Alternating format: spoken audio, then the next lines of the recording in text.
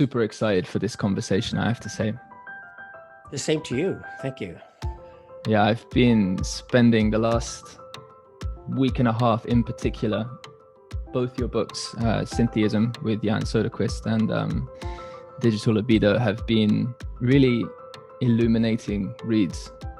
I've really enjoyed them. So thank you for writing them.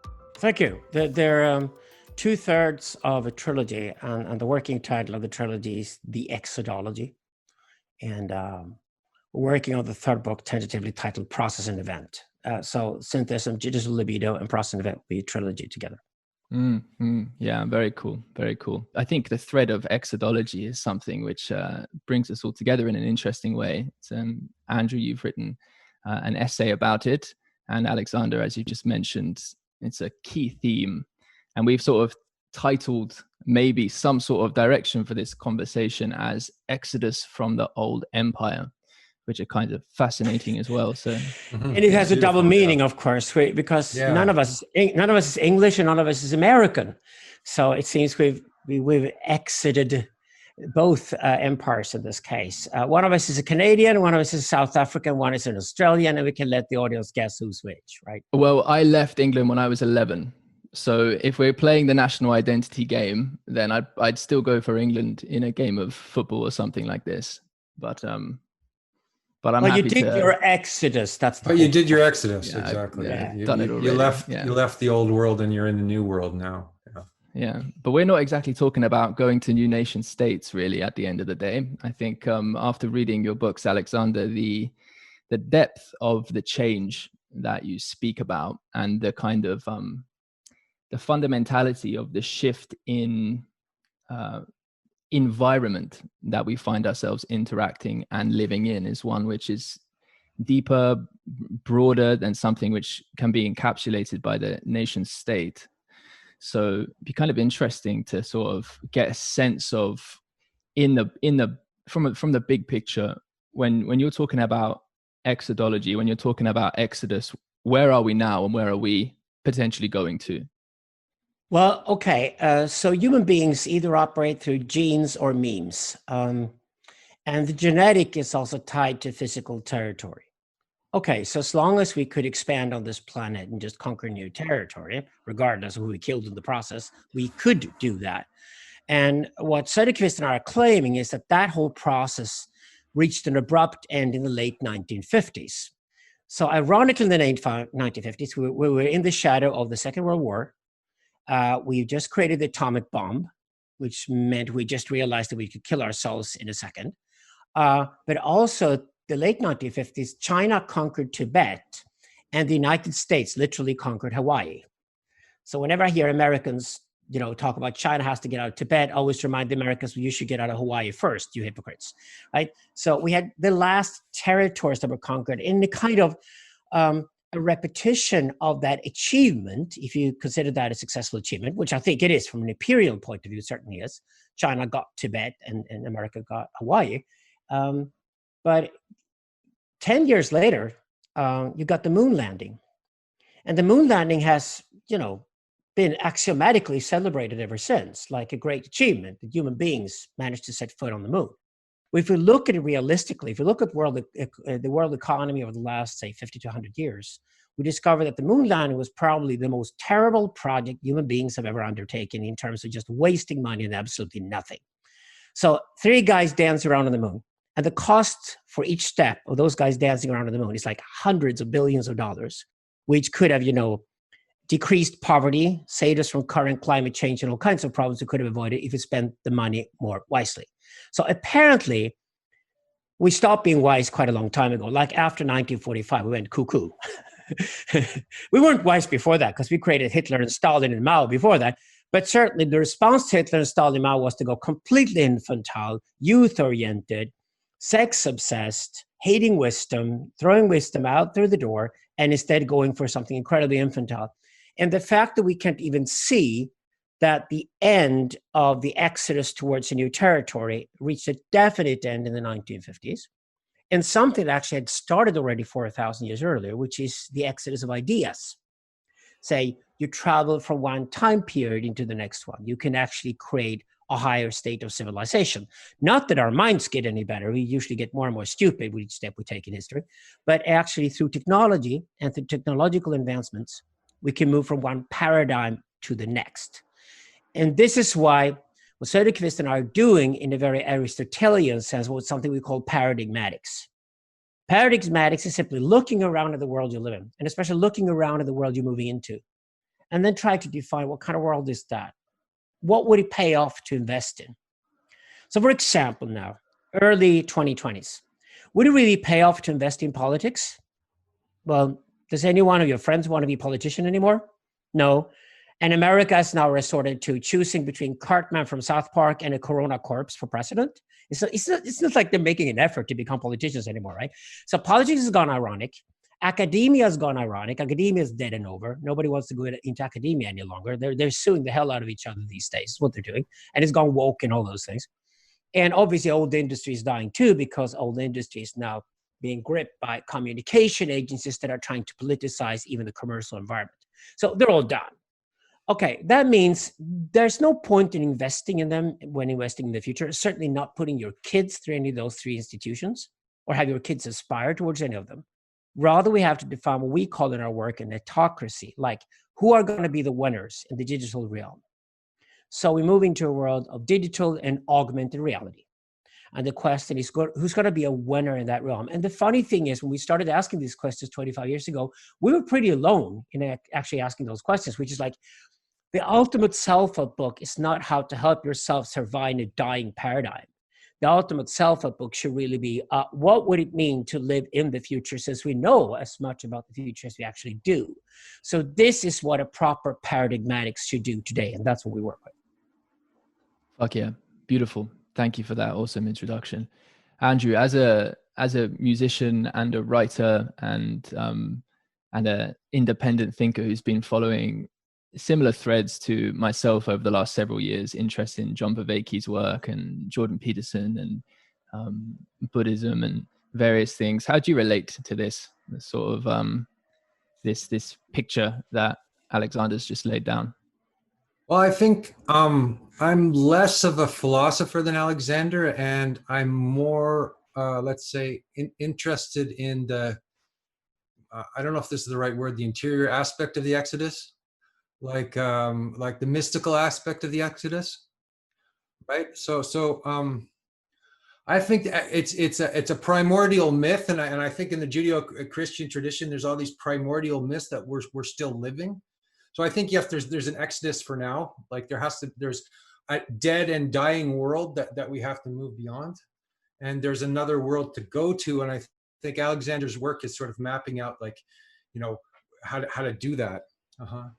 And so I'm interested in the spiritual aspect of the Exodus, how to do that on a spiritual level, like, what kind of human being we need to become, right, in order to, let's say, embody this Exodus. Yeah. And I should add that in our work, we consider everything to be religion. So it's either bad or good religion, but you cannot avoid being religious. Spirituality here is just basically any form of, human exercise towards a certain goal or a certain achievement you're setting out. So that's what we agree. I would say that if you do exodology, so you're doing the studies of successful and not so successful migrations throughout history. These are both migrations in physical space and migrations in terms of ideas. Okay? So if you do exodology properly, you try to find patterns on what was successful and what worked, and to see if it could work again or not. So you try to learn from these. That's exactly when we go back to things like the Exodus out of Egypt, the Exodus out of Babylon, and the Exodus from Europe to Israel, the three major Jewish exoduses, for example. There are also exoduses of ideas, for example, that we originally lived in a nomadic tribal religion, which we call nomadology. Its last remnant today would be, say, Hinduism, which means it's a religion of the eternal return of the same, where no improvement is ever possible. Hopefully you avoid things getting worse. But with eventology, with the idea that actually the son has access to more information than the father did, because it's a very masculine trait, but like, say the son has access to more information than the father did, which is, according to Marshall McLuhan, the revolution of written language. Once you can write things down, which started about, say, 8,000 years ago, and then increased over time, you could store information outside of your own brain. And when you could do that, the son could then suddenly realize, I could actually potentially create a better world than my dad could possibly do, simply because I have access to more information. This is the foundation of technology, and therefore is the foundation of civilization. In my case, I even converted to the religion that invented this idea, which is Zoroastrianism. And Zoroastrianism, when I did that in the 1980s, I did my studies of Eastern philosophy. Of course, I studied all the major Hindu and Buddhist traditions, and that's something an interest we all three share.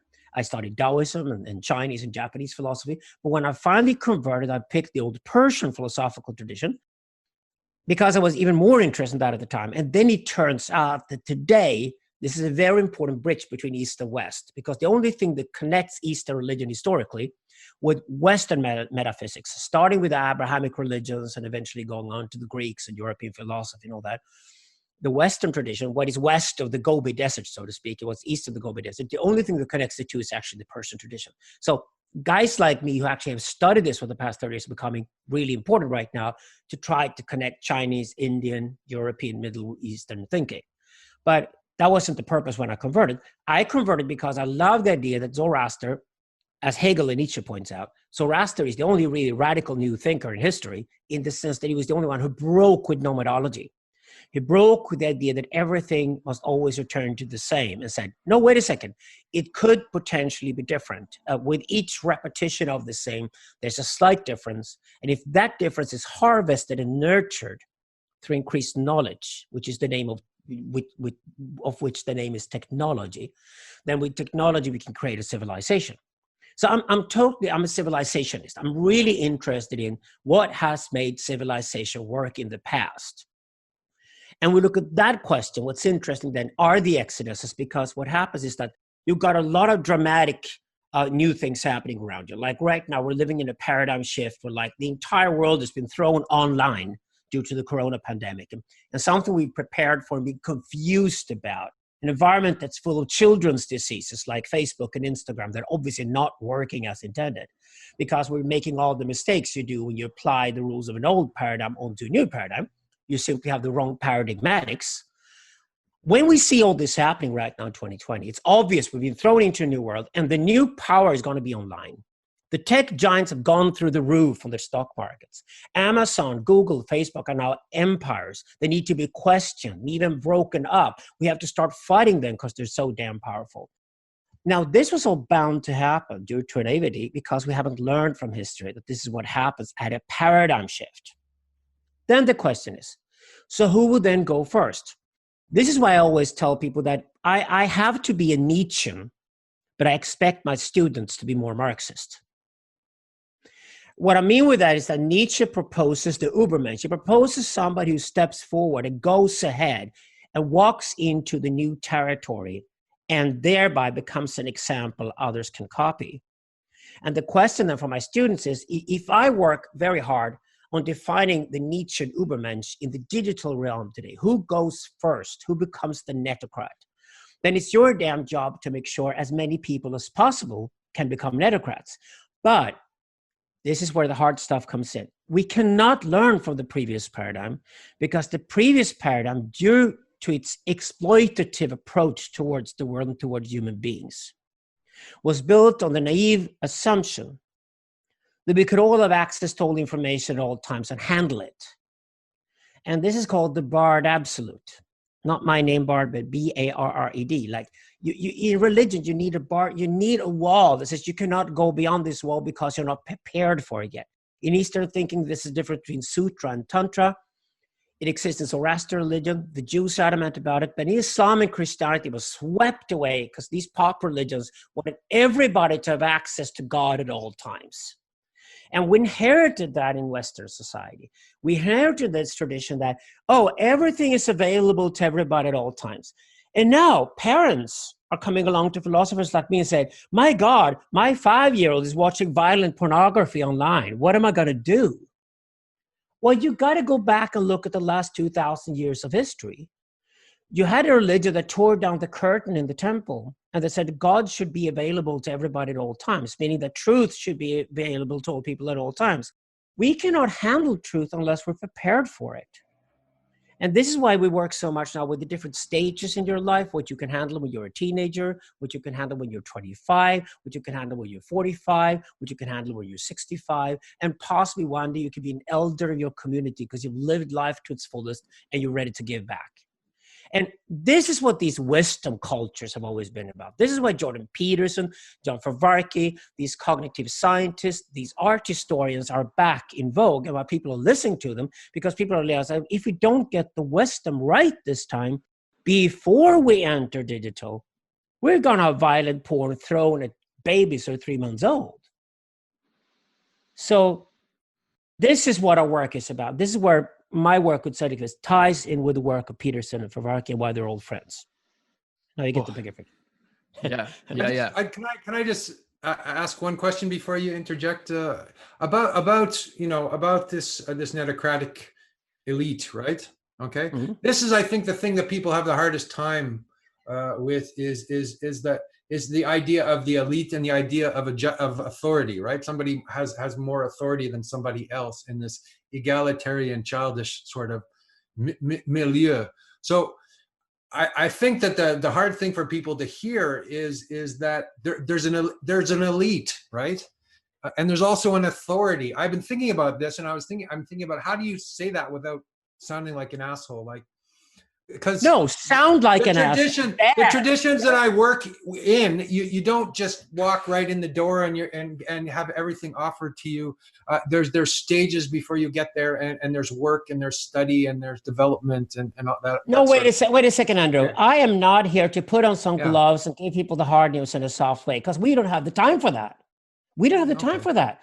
When things are happening as quickly as they're happening now, we got Peterson, Vervaeke, these guys out that warned us, at least in America and Europe, for the last few years. Okay, things are happening at such a rapid pace that we don't have time to put on gloves and say nice things any longer. I think go back to the original mythologies, exactly like Peterson says. Go back to the story of the Exodus out of Egypt. The Egyptians were warned again and again and again. And finally, you had to paint something on your door because the angel of death would walk by and kill the oldest son in the family because he was so angry with the old society. This is all symbolic, but it's the anger with an old paradigm that is so corrupt and decadent that it just refuses to move its ass. The elite here were the Hebrews. The Hebrews were clearly, as Sigmund Freud pointed out, an Egyptian sect who knew that they had to move into a monotheistic paradigm. They'd failed miserably with Atonism. During Akhenaten and Tutankhamun, they'd failed. And Tutankhamun had become their Christ. He was killed by the priest. There was an Atonist sect in Egypt that were a minority, but they were sharp as hell, and they were smart, and they took to the new technology, they took to the new paradigm, they understood what was required in the next phase of history. And they declared that, and it was called Atonism, and later become Judaism. So this cult had to leave Egypt, and they were left. also slaves. They were also slaves, which is interesting. From That's exactly what an elite are. The elite is always the slaves of the last paradigm who've studied deep, worked hard, and don't get rewarded for it. This is the exact parallel to Karl Marx's proletariat. You've got to remember that Marx is Jewish. Yeah. Marx gets this. So Marx and Freud, these guys coming out of the Hegelian revolution in Europe, they're really understanding history fully. And I think Freud was onto this in his last work before he died, Moses and Monotheism, an excellent book to study this deeper. We're digging deep into to now fully understand and embrace Judaism and the heritage we get from the Jews, right? But the Hebrews left Egypt. They were an elite. They were the original proletariat who walked out on the old into the new because they couldn't make in the old what they wanted to achieve in the new. But then, by bringing that faith out into the open, more people can be recruited and join the faith later in the new promised land. And we can just move that into the world of ideas. And then instead of discussing which territory we're going to do this in, because all you need to be digital these days is to have a city-state. Like in Europe, Estonia, Slovenia, and Iceland preparing for this revolution. You already got Dubai and Singapore. You don't need huge territories like the United States. You don't need a huge territory like communist China to actually be part of the new revolution, because it's all about putting a data center somewhere. That data center is more powerful than all the territory you could ever conquer. So it's not about physical territory this time. That's the whole point. This is a vertical exodus, not a horizontal one. It's a vertical exodus. It's an exodus into the world of ideas, into super ideas. Into depth, yeah. Into depth, depth, which we call the root of the phallus, so that we can be phallic and direct the phallus upward. So the root of the phallus is to learn from history more than ever, study history deeper than ever, use data to get into the original nomadology, the original sociontology, get into where human beings come from, understand better what it means to be human. Like if the machine is going to ask us, say, in 20 years' time, who are you? And the philosophical question we need to answer, what does it mean to be human? We have to answer that question again, but deeper this time, to be able to shoot higher, aim higher. That's the exodology we're doing now. And that's the exodus we're preparing for. So this exodus is an exodus into the digital realm for sure. And the question is, we're seeing the first of the three autocracies already. Those are the tech giants. We predicted this 25 years ago. First, you got the informationalists, the guys who pick the data and process the data. Second, we're going to have the sensocrats. We're going to live in police states. That's for sure. We're going to have cameras and microphones everywhere observing everything we do. Whenever somebody tells me these days, well, I turned off my computer yesterday and walked out of the park, and I'm just like, and you think you went offline? Have you ever heard of satellites? Have you ever heard of microphones? They're everywhere now. So the question is, what kind of police states can we have? How can we still be free and liberal within those police states and creative? Because the problem with dictatorship is not a moral one. The problem with dictatorship is that it stops being creative. So those questions need to be answered. That's where we should be now in our thinking as we move forward. And this is why we have to go back to the previous exercise. And listen, telling people that we need a new elite, that it's already being established, that's just mincemeat here. But obviously we have a new elite coming out of Silicon Valley, and they're all billionaires. And some of them think better than others. Peter Thiel think better than Elon Musk for sure, but at least they're doing what they set out to do. They're informationalists. Then come the sensocrats, who will replace the current politicians. Why would you vote every 4 years? Would you vote every second? How could you in any way defend a vote every 4 years for a Corona corpse or Cartman in South Park, when you literally vote every second better than you vote every 4 years? Okay? Then after the sensocrats come, possibly and hopefully, the protopians. Protopia, great word by Kevin Kelly. He found it, he should credit for it. But originally, the idea of protopians comes from the Persians called frashokereti, to live in the forever refreshing protopia of ever change. It's not utopian, it's not utopian, dystopian. It is an ideal state to live in, where you create. It's not a final enlightenment. It's a creative, constantly renewing itself. Yeah, it can be a philosophical absolute, but it's certainly not a creative absolute in any way whatsoever. Protopia is a state where philosophy might reach an end, yes. What it means to be human might reach an end, yes. We might leave it to the machines to, conquer outer space, and we stay on the planet, which we should. Okay, so we might reach an end to human history in a way, philosophically speaking, but certainly not creatively. I mean, I would say that this could be an artistic golden age more than anything, and we call it protopia. Protopians is what we call these people. So now you got the three new elites, and you see how the old industry is being replaced by informationalists. Data replaces capital. You see how sensocracy is replacing politics, because that's the imaginary power. And you got a new narrative being dictated by new symbolic power. The way the academia replaced the church is the way that academia will be replaced by the protopians. And this sort of is the beginning. What we're doing kind of right now is sort of, we're starting a new narrative. Like this is the shadowy realm where the, like I think Hegel says that, where the new narrative starts to bubble up. Tim, I think I interrupted you last time. In your last question. We are literally the Hebrews in Egypt preparing for the Exodus, and the last warning is about to be signed on the doors. Yes. Uh-huh. Whoa, that is some beginning. Beautiful job. How about you, Tim? Our followers want to know you better. Why is this gorgeous young man sitting in his shirt in Melbourne showing off his hairy chest? Oh yeah. How to integrate that with this last 20 minutes of philosophical thought? See if we can weave the hairy chest in there towards the end. Whew, man. So just to describe my state with this, it's like there's so much vision here that I resonate with strongly. And then there's a kind of feeling into it, which wants to depart from all these different places. And it's kind of like, it's like there are these different parts that I want to sort of look at and go, okay, how does this connect to this? Or my perspective on this is with this vocabulary. But then I'm worried about going down one particular route might not necessarily speak to the whole in a way that does actual justice to the resonance that I share for the vision and the whole as presented. So my first point would actually be sort of a meta point about the nature of interaction itself and the actual degree of time that's required to really sit with, in a relational process, these themes, these concepts, these feelings, and from the grandiosity up actually to the kind of, I don't know if I can use the lateral, but at any rate, the kind of embodied sort of breathing it through process. So I'm someone who's interested in both of these things. Hey, I'm interested in the dynamics of artful interaction. And I'm also interested in a clarity of vision and how these kinds of things interact.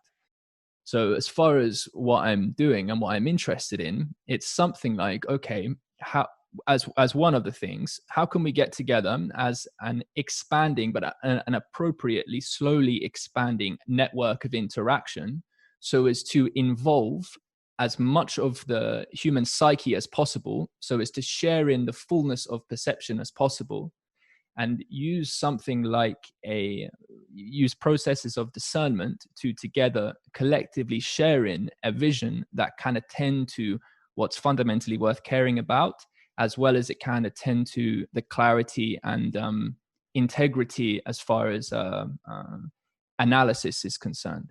So in this sense, an interest in both analysis and mysticism, or the kind of the inside out feeling of what it is to be in relationship, as well as the kind of clarity and metaphysical integrity of what we're talking about. So where that takes this discussion, I'm not sure, but that's how I come at these things from a broad sort of life project perspective. Well, that's great. I mean, Andrew and I, especially when we do our webcast together with Thomas Hamrick, who's also a tantric teacher, is that there's great vocabulary from the East that's also common in the West, so we can start using it. And you can then apply it later on Christianity and post-Christianity in the West too. There's no problem at all. But you're talking, I think, on the individual, or as I prefer to say, the individual level. You're talking about meditation and contemplation practices. And the great thing is that all the Silk Road traditions in the East were adamant that this was really, really important. You spent most of your time when you were being religious, actually meditating or contemplating. And we know these terms already. In India, it's called the dhyana. It's often referred to as yoga practices in the West. This is called the dhyana in Iran, Persian practices. And dhyana, actually, if you look at the word itself, from Sogdian to China, becomes Chan when it comes to China, and it becomes Tien in Vietnam, becomes Zeon in Korea, it becomes Zen in Japan. So there's a thread all over the East, from Zen in Japan all the way down to the dhyana in India. And so we have all of these traditions of meditation and contemplation practices. And the way it worked along the Silk Road is that you walked into new oasis and you were a trader, and you might go to the whorehouse if you were lucky, or you went certainly to a hospice somewhere and had a meal, and you stayed overnight, in the guest house, and you went to the bathhouse to get clean because you had camel hair and dust all over you. But you most of all went to what was called the Kostag. And the Kostag is the origin of what we today call monasteries. The cloisters and the monasteries of the West actually originated in Asia. And I think Kostag is a beautiful sort of neutral term today for a place where you go to meditate, contemplate, and reflect, right? I would add, you also study, because there's no point in just sitting there trying to find some kind of empty consciousness and then contemplate on what am I going to spend the day doing? How am I going to be a constructive spirit rather than a destructive spirit today? That's what I do in my Tusha Meiti practices every morning. But on the individual level, before we start interacting with one another, I think it's really important to stress that it's absolutely pointless in speaking about paradigmatics and speaking about spiritual practices and speaking about how we're going to enter the digital augmented realm, keeping our humanity and our spirituality intact, unless we go back to and learn these practices. How's that for a start? Yeah. Yeah. Can I say what I got from what you were saying? The first thing that came to my mind is that this is it's a communal enterprise in some sort where you develop friendship over time, and that makes the ideas that's the creative process, right? Which is something to do with friendship. That was my first thought. And I also was thinking about what I've been exploring recently in terms of my own practice. And normally I'm a Vajrayana Buddhist, but I've been looking into Jewish esotericism. And what you do is you look at, in this practice that I'm exploring, you look at an image, right? And then you allow the mental, associations, and you allow the intellect to work on that image and to explore that image. It might be an alchemical image that has sulfur and mercury and the sun and the moon and, all these kind of primordial things. And you work on that image intellectually, and you look at it as if you were looking at an icon or something like that. And you go deep into that, and that's the intellectual aspect. And you do that for 20 minutes. And the next part is you try to hold the image in your mind in silence, and that becomes a whole different level of experience. And then the third level, you just drop the whole thing, and you have this, and you allow it to kind of become a free play, a free creative play, an exploration. So you have to go through these stages where first you look at the image, and you have the intellectual stage, and then where it becomes embodied, right? It becomes not theoretical, right? And then there's another stage of freedom, which is just pure exploration. And here's one of the good news, philosophically speaking, is that after Immanuel Kant, the West broke with dualism. When you use the term embodied here, Andrew, that's very, very important. We actually have today a worldview where we are embodied. So we assume the body and mind are two aspects of the same thing. And this is, of course, the dominant tradition of the East, but we actually inherited in the West. And we did that philosophically before even we started, like Schopenhauer started going to Asia and took Buddha with him back. And, Hegel and Nietzsche took Zoroaster with them back and all that. But actually, even before that, we had that break. I think the break between Kant and Hegel in Western philosophy in the early 1800s is the break with dualism towards monism. And of course, Spinoza was the pioneer of that long before Hegel, who also was a monist. He was a monist as opposed to Cartesian dualism. But we already left the idea that we can be human beings and separate the body from the mind. And in all work I see today, all spiritual work I see today, this embodied experience is absolutely central. So this is great, because actually that means that a lot of the Western tradition that would have been very problematic today is no longer problematic. It's already out the window. I mean, it's even Christianity is trying to find some monist roots today, and hopefully they'll go back to the Neoplatonists to try to find that. But we are already living in accordance with an understanding of that we live in a monist universe, and that we are monist human beings within that universe. So these, practices must be embodied. Absolutely. It makes no sense otherwise. And actually, we know from history that people who try to separate body and mind and walk out into the forest, Zoroaster warned us about this. Any guy who walks out into the forest and thinks his mind is separated from his body, what we call the pillar center afterwards, those are the guys that always caused havoc in history. The people who are not embodied can have the brightest, smartest ideas, but when you look closer at those ideas, they come from people who deny their own bodies, who deny their own sexuality, for example.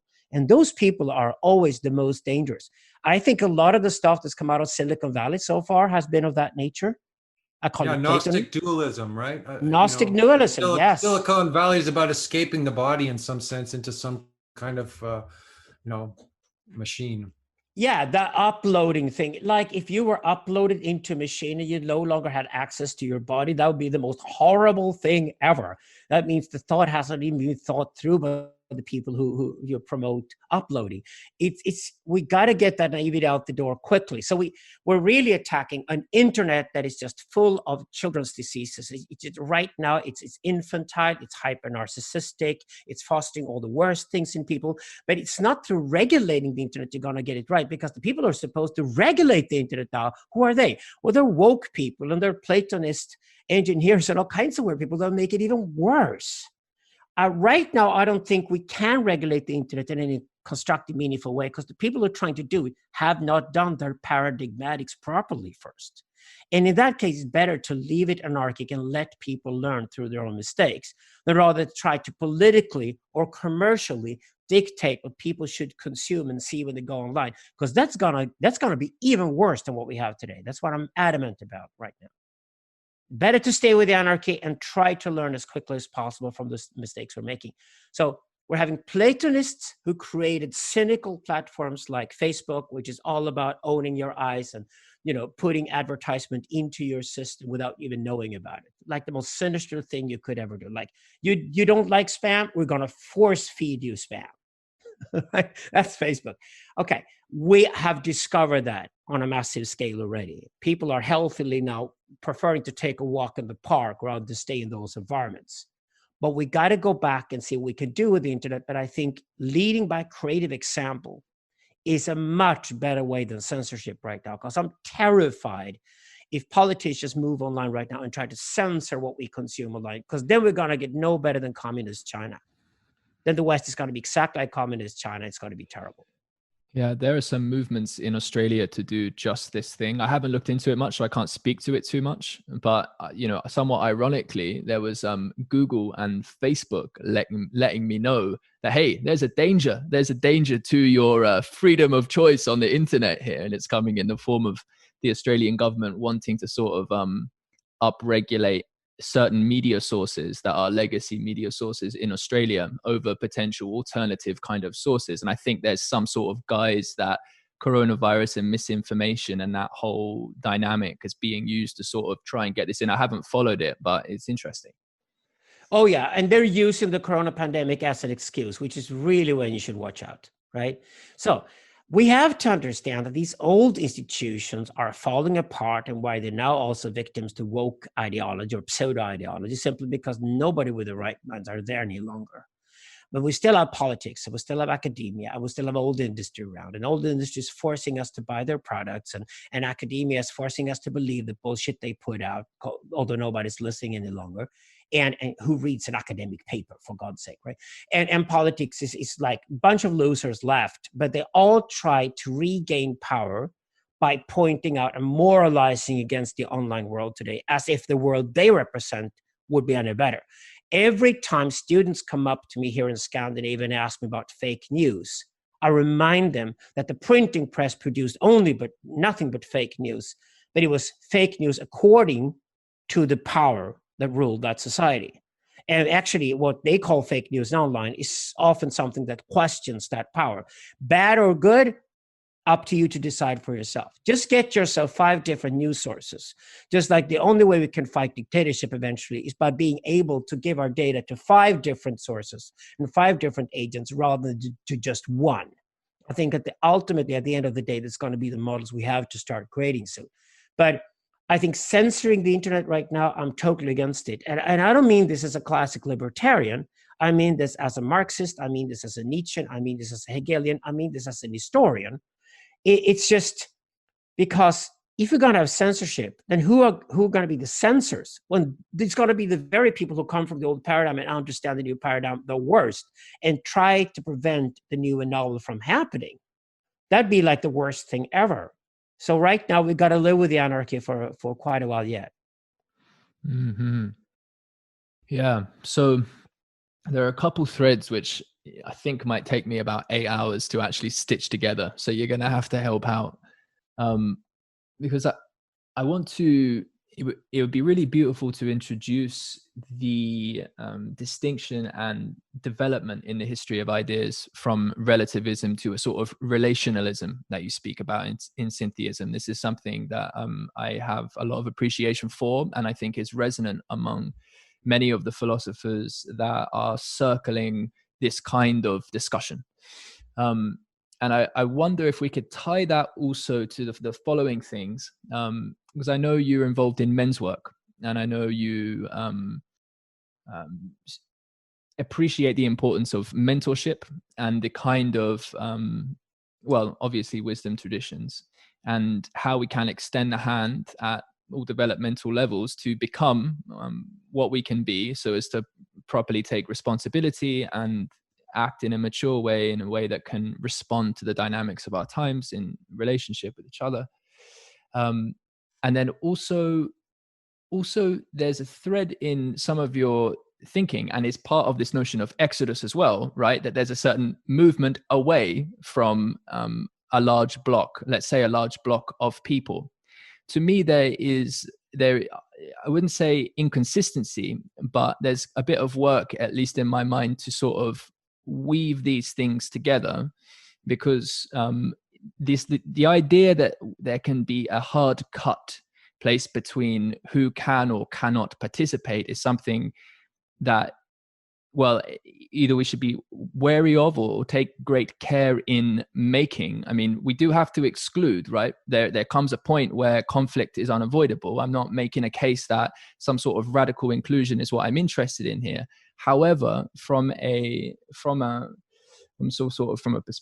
perspective that is most resonant with me, it's like there's a, when I look at human beings, when I look at the vast majority of human beings, and I really sit with them, I see and I feel a longing for a kind of connection and place in the world that I see as something which I care for that thing. I feel it in a way that I want to support it, and I want to be in right relationship with it, but I want to do so in a way that's sustainable and not energetically destructive of my own immediate domain of necessary stability, homeostasis, or what have you, right? So there's this interesting phenomenon where, as far as I can tell, their hand should be extended maximally for integrous interaction. And yet at the same hand, on the other hand, we are speaking about something which is a movement away from a kind of previous paradigmatic attitude, which is not fit to actually be sustainable in the world as it is currently developing. So how is that as a sort of frame? Is that something that's popping up for you as like, what can we say about this? I think what I'm writing a lot about in my work, and both Andrew and I are involved in men's work here in Europe, we should say that. But we talk about the term adultification.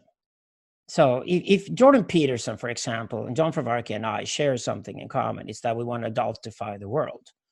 What we mean with adultification is that adultification was absolutely essential in the original tribal environment. At certain ages, you were expected to do certain things. Otherwise, you wouldn't get your reward. And the ultimate reward would be a rite of passage. And even after the rite of passage, you would have to go through a period as a young adult before you were actually fully accepted as an adult. So the adultification process had been destroyed by the society we lived in. And it's been destroyed because we human beings are born with being given absolutely everything. And that's sucking the tit. And that's the way it should work. Okay, the mamilla, we call it the mamilla rather than the tit, but the mamilla is there as soon as it's born. We get out of the matrix, which is like 9 months of absolute paradise. Everything is given to you. You don't even have to think. There's no sense of self in the matrix in the womb because you don't have to think. You don't have to solve problems. And actually, that's not even the case when you instinctively crawl your way up to the tit and start sucking the tit. But the mamilla and the magic of all the breast milk you get when you suck it, like it comes from out of nowhere, okay, that is the original fantasy we live in. And that fantasy is then torn apart. And the problem is our society does not encourage children to love how these things are torn apart for them, how these fantasies are destroyed, and how the new, even tougher, even more brutal reality is opening up behind each curtain that you tear down. The first one of those is called the phallic intrusion. It should happen when you're 1 year old. And it's simply called the phallic intrusion because the phallus is what intrudes into your relationship to the mamilla. And your childhood is then the relationship between the mamilla that supports you and provides for you at all times. And you're playing a grown-up. That's what being a child is, playing grown-up, while you're striving towards the phallic state, which is to be a proper grown-up. And you want to be grown-up so bad. And a healthy child wants to be grown up so bad. And one day you get to that point, your biology first kicks in. Hey, your genital organs grow and they start functioning in a dramatic new way you never thought would happen, right? And then you are actually prepared through your studies and through your playing as a child to become an adult. Now, what we have to understand is that this process is broken down. So I'm often talking to 25-year-olds who sound like 12-year-olds when they talk. And the first thing I do is I don't blame them for that. I try to give them a bigger picture and explain that we have postponed adulthood in our society. This is again how we prioritized youth over wisdom. We prioritized childhood over adulthood. We postponed adulthood, pushed it further into our lives later to be encountered later. And this fights and struggles enormously with our biology. And that's why we have so many problems with young girls with eating disorders and kids come in, teenagers come in and they can't understand how the sexuality actually operates, and the obsession with consent culture, which is completely understandable because the guys don't even know when the consent happens any longer to the girls because they're not mature enough to understand the signaling. So many of the cultural problems we have today are simply a problems of that the adultification process doesn't happen when actually we're obliged to make it happen. We cannot fight our own biology. At a certain age, you need to be this amount of adult to be able to handle life. Now, once you've been able to handle adult life, you also know that not everybody can go to a dinner party. The host decides who gets to go to the dinner party. Not everybody gets to sleep with a beautiful girl in the bar. Actually, maybe only one guy gets to sleep with her, or not even him. You'll be turned down. You get no's. These are the barred absolutes we have in our life already. And to be really honest about it here, we're sitting right now in Australia and France and Sweden with our microphones on, with our digital equipment, and we're wealthy guys in wealthy countries. The vast majority of people on this planet are poor and they live in poor countries, and we have borders that will not permit them to come and visit us when we're located. These are, again, barred absolutes. So our lives are full of these barred absolutes. And the sooner way to teach the kids that, I'm sorry, you're not going to get everything in your life. And by the way, somebody had to support your mother when she gave you that breast milk so she could give it to you. It didn't just mystically, magically come out of nowhere. Somebody put in some really hard work for her to be able to breastfeed you. And for kids to understand, there's cause and effect, and there are these beautiful processes. And once they understand that, they can become truly adult, and only then can they have adult relations with other adults, which is a real adulthood.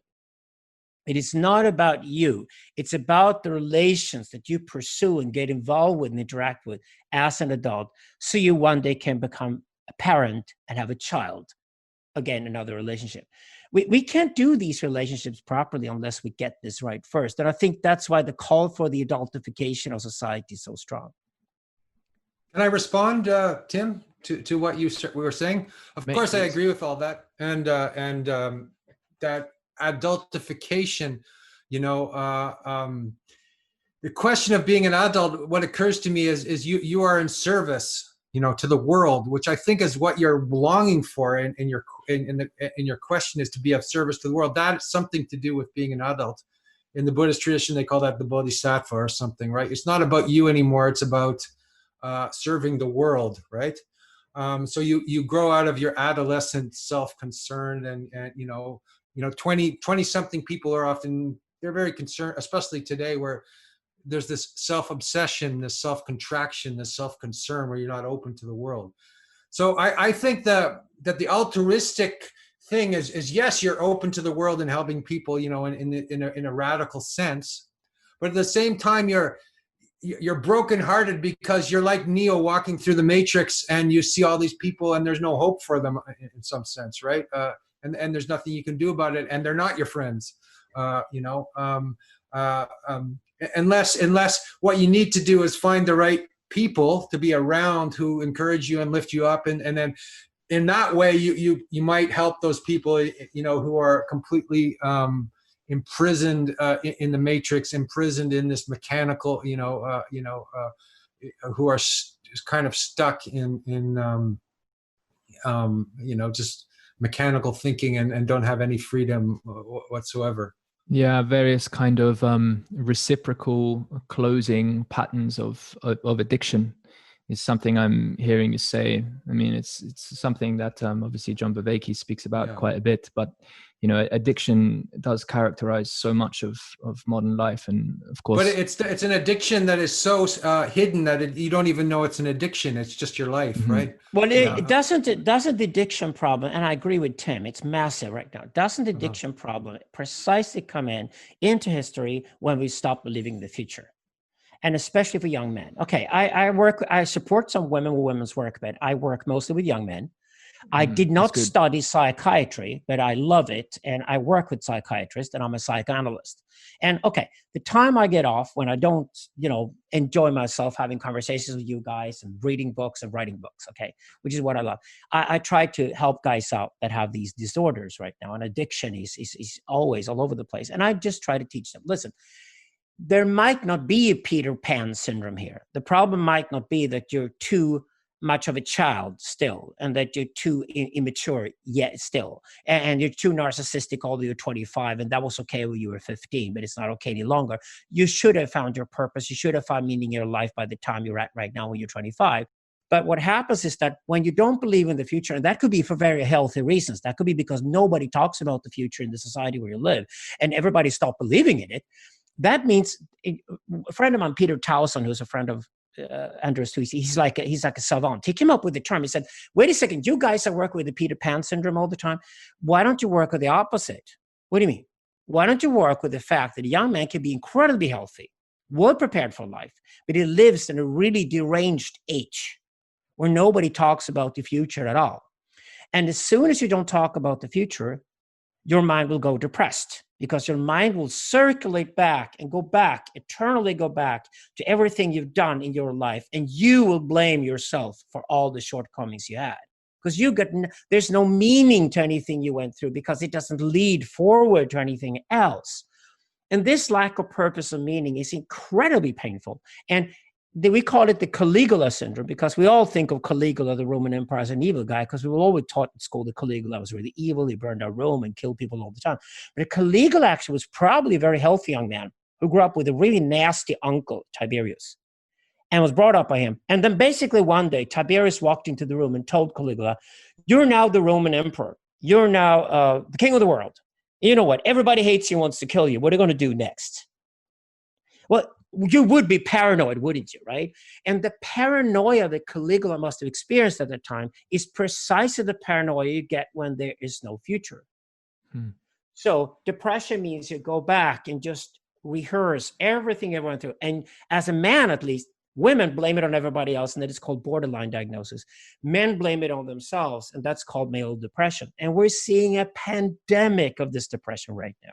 Depression and bipolarity is everywhere, young men. And I try to teach them, it's not your fault. This is because we stopped believing in the future. So because we don't have an exodus, sorry to interrupt, but we don't have an exodus myth. That's the problem, right? Which comes back to, we don't have this exodus myth, which means that you can break out of your present situation, and there will be something, there will be a promised land. And it's not about you being part of the cool gang who do the exodus. Not at all. All you need to do, young men, is tell them of the exodology. Tell them digital will create an endless opportunity for humanity to show themselves creatively in a way we've never seen before.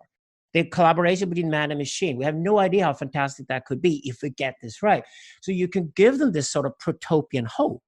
And that's what we do. The protopian hope is what you need to give young men, for example, to get them out of these depressions and the addictions that come with it.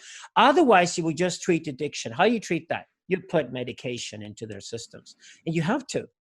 But you actually do it just to calm them down and keep them alive, to be honest about it, to then foster them, to present them with a protopian hope that they can be a part of. That's what great movements have done throughout history. Yeah. I mean, it seems to me pretty clear.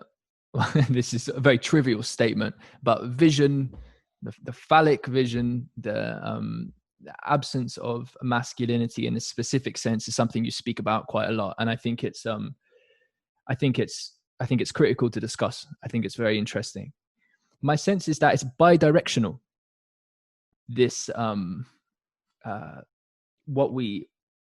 what we seek or what we can realize in consciousness as the sort of stimulus to counteract or veer off the reciprocally closing, depressive, addictive kind of cycle, one that's only based on, I mean, you're articulating it as something that's only looking backwards and just recursively going over its own experience, and it's just cut off from the world and other people in some fundamental sense. My sense is that the looking backwards, I like thinking in terms of the metaphor of an ember and an echo. I don't really know how I can technically build that out in a way that's fitting for this conversation. But there's a sense from my own personal experience as someone who has certainly grappled with depression for a long time. And it's pretty easily traceable in my own life because of my parents' divorce and moving from England to Australia, moving from a certain place of connectedness and an excellent education to essentially somewhere rural with a school that was not so great and altogether very different experience. I ended up not doing lots of my final exams and, you know, like went a different sort of path. So there was that disconnection there, but there was something which tuning into, like, there was a basis of care that I had as a child, which not everybody has. And I appreciate that. But if we even go psychodynamic or depth psychological and consider the womb state as being that state where there is that potential kind of oceanic boundlessness, it's often spoken about as, and Stanislav Grof, of course, develops this work very interestingly in his observations from LSD research in the 50s and 60s. Super interesting. Although, of course, even in those cases, if the pregnant mother is not having a great time and it's not a good pregnancy, you can have complications there. And he speaks about unearthing the kind of experiences of actual his perinatal matrices or the stages in the birthing process going wrong in some fundamental sense. So there's a horrible sense in which maybe even not all human beings have a kind of an unadulterated sense of connection that we can really tune into. Although I'd say even in that case, there's work to be done and it can be realized. But there is something beautiful about that connection. And if we're speaking about monism, now, of course, we're speaking about process and event. I appreciate that. There's novelty, right? And following Whitehead and what have you. I love that you work this into your metaphysics. But there is this phenomenon that we are, in fact, it's might be equivocational to speak in this way. We are all connected, man, in some fundamental sense. Now, the mystical element of this, that we can return, that we can remember and realize these kind of states of connection, this is something distinct in a way from the forward-facing vision, but also deeply informs the dynamics, or some of them at least, that we want to see present in a forward-facing vision. Not a final utopia, but that there's something worth caring about at all. Because when I hear, being in relationship with machines and robots, it's like, it could be cool, but why do I care about it? It's like, what do we care about? And I think it's a bi-directional thing. I just wonder what you think about that. I just want to say one thing before Alexander starts, because you'll probably say more than me. We were talking about the Dark Renaissance today on the chat.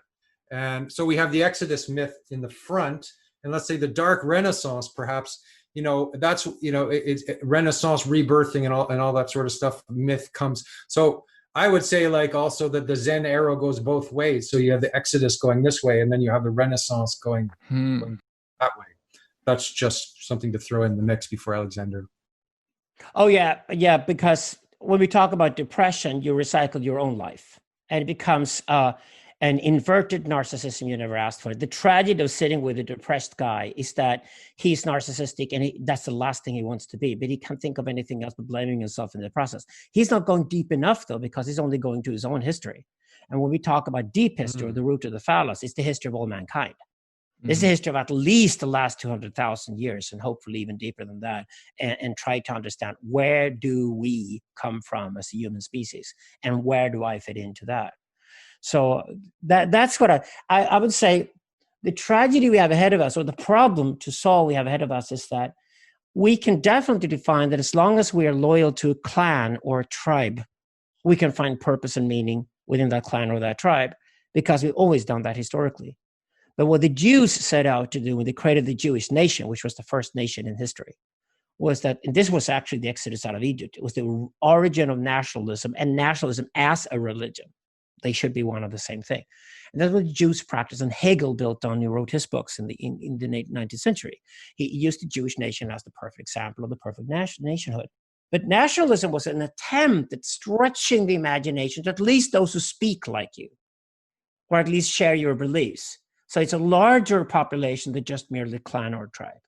And of course, before that, we have all the major stories. This is the foundation of religion. The major stories that we have two rivers here and they share a river system. And either they go to war with each other all the time, or we have stories like Cain and Abel that wonder what's going to happen if the two river systems don't see a shared common fate together, the shared future together. And that's what religion essentially is. You got the hill up there, we share that hill, we come from there, and we go towards that goal, which is like the riverbanks of the delta that we also share, and the rivers are separated in between, and that's where we build the temple. As we build the temple to unify the two cultures, the unification of the two cultures. This is what civilization has tried to do so hard for the past 5,000 years. And if you can be part of that to give you purpose and meaning in all your life, I would say there's an almost timeless quality to trying to create the narrative that unify people today. We call these philosophies cosmopolitanism. That is actually, if there is no outside, there is no other, when all human beings are part of the same tribe. Okay, that's hard because usually we have another tribe that we're opposed to, and that's what gives us identity. But it's a cheap route to identity we used for 5,000 years, and we can't afford to use it any longer. We've got to have some kind of a shared global identity now, which is fiendishly difficult.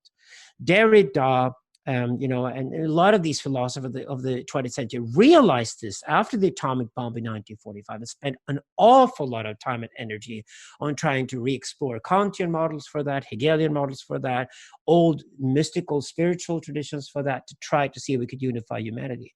And of course, we also have another ambition here, which is ecotopianism, which is just environmentalism plus. It is to develop the civilization that can handle a sustainable planet, which then has access to the technologies that enables that to happen. So ecotopianism and cosmopolitanism and possibly syntheism are just isms we now invent for people to start playing with these bigger ideas, to then pull them down, put them into your own meditative contemplative practices, and then start building communities from that. Yeah. It's the only way you can do it. Yeah, and that's what you see. Process I was describing, right? When you first Fervarkis' work and Peterson's work, but our work, like the work of Fervarkis, Peterson, and Bartosz, we all tie into one another. Greg Enriquez is doing this in America right now, trying to completely redefine what psychology is. Okay, so we're all working on sort of systemic thinking, and Jordan Hall obviously does this, and Dennis Machtenberger do this too. So there's a lot of guys out there trying to work on new, larger models or systems that we can think to but then we have to be activists and actually have to implement them. And that starts with your own personal spiritual practice. It starts there. And then who else lives nearby to you? So you can share the experience 1 or 2 mornings every week and share meditative contemplative practices. That's the building of a congregation. It starts there. Then that congregation can get socially involved in the neighborhood where you live. Well, to start with, you've got tons of psychiatry patients lining up who need more than just psychiatric help, right? Yeah. So, yes. So that's how I see it going forward. Yeah. No, it's here. I think though there's a challenge because my sense at least is that the ears that are at least interested to hear what we're speaking about are not. You're not likely to find them around your actual physical location unless you move somewhere where there happen to be clusters already gathering. So the people that I connect with most around these kind of ideas, not that I can't have conversations with lots of people, but people that are more committed to contemplating these things together are in fact from all locations in the world. And of course, that's when we are speaking about the kind of city in some sense as a digital city. Now, there's still something to tie back in here, and this is something that Jordan Hall was speaking about with his Civium project. He was on the podcast a few episodes ago, And we're seeing this movement toward, or at least an interest in, smart villages. Future thinkers are building one of these. It's definitely within this solar system of thinking in terms of how can we live together well in an embodied sense, but participate in the online commons and market and be innovative, because we're living so well together and taking care of ourselves, practicing things together. We can be more generative, and you can see how those things kind of work. My sense is that, at least with the Voicecraft project, Voicecraft Collective, is that shared experiences of meaningful dialogue. So John Vervaeke's talking about dialogos, of course. The key thing for me in the years of this project has always been be part of transformative conversations. There's my own personal bias in here, of course. But what we're experimenting with, at least, is how can we in fact come together and tune into a kind of shared exploration and integration, not just about these themes, but you can begin to form connections, begin to contemplate things like integrity and emergence and whatever it is. And I think this is a key thing, like forming connections in a sort of metacultural space, having access to move between different communities online, where there are protocols developed for interaction that is like a shared, almost, we could say ritual, I think more like ceremony, where we can know how to connect with the people we actually can most benefit from connecting with, but still be in some sort of resonant touch with a way of integrating these big picture perspectives of where we are with some of the more like real physical dynamics of our time. How can we find the people to do things locally with, I think is an interesting question. And I think the relationship between both is important. Absolutely. I'll give you an example. The Syntheist book was greatly inspired by Burning Man.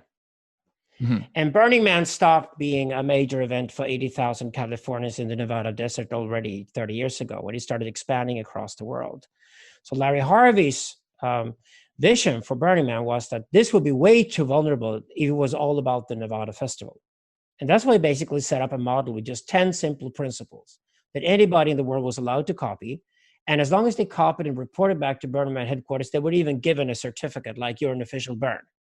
Now there are thousands of burns around the world, and I've helped out a lot here in Europe, because in Europe we've experimented and invented new formats like urban burn and things like that, like smaller formats where a lower threshold for people to participate for the first time.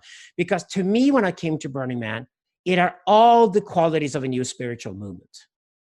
I know, yeah, it is wealthy white Californians who go there. We don't even have to get started. But again, I expect elites who can afford to start the new ideas first, for then the ideas to be spread wider. Sometimes great ideas come from the bottom up too, but sometimes they actually come top to bottom. But with Burning Man, it was clear that you can go at least for 8 days and live in a temporary communist utopia where we ban money and you are self-reliant, you take care of yourself, and here are the simple rules you need to follow for that to happen. And for example, we got an event here in Scandinavia called the Borderland. And the Borderland this year, if it had happened, Corona stopped, it will happen next year, was 6,000 people gathered without a single person with professionally employed full-time to work on the event. It's so flat in its structure that 6,000 people can manage to live together for 8 days and create a really fantastic event together without nobody getting paid anything. Okay. I love those ideas right now because, again, all of these sort of proto-spiritual ideas we see right now, call them spiritual prototypes. The smart villages are certainly included in that, but anything you do anywhere in the world today that works will become a story. As soon as it becomes a story, the brilliant thing with human beings is that they're great at mimicking. They mimic bad stuff when they got nothing else to mimic. They mimic terrible advertising and start smoking cigarettes if they get nothing better to mimic. But when they got great things to mimic, that's what they prefer. Human beings have a liking towards mimic constructive ideas. So if somebody implements an idea like this and not just talks like we guys are doing right now, but actually implements an idea like this, like say, builds a digital monastery in France or Australia and Sweden right now that is augmented, meaning it also has a physical department and a building and a house somewhere where people can move and go into deep studies and meditation practice and things like that, like monasteries used to be. These monasteries are going to come back in a big way. Oh, yeah. Because people have such a great need for them. And every one of them is then an example for others to look at. And I think the role modeling aspects are what important. If you move towards some kind of ideological hierarchy, like, okay, you have to believe this and this and this, well, then we're going to kill it instantly. And if it's all about, you have to learn how to listen properly to others and not use the wrong words. But you do have to learn how to listen properly to others, though. You do. But if you go into tonality and etiquette before you go into substance, you're done. That's exactly what the woke movement has done, and that's why it's failing on a massive scale. Because at the end of the day, substance such as sustainability of the planet, does this work? Do we take responsibility for the budget? Actually, things cost money. We are surrounded in a commercial world. We're surrounded by a commercial world that we have to have a relationship towards.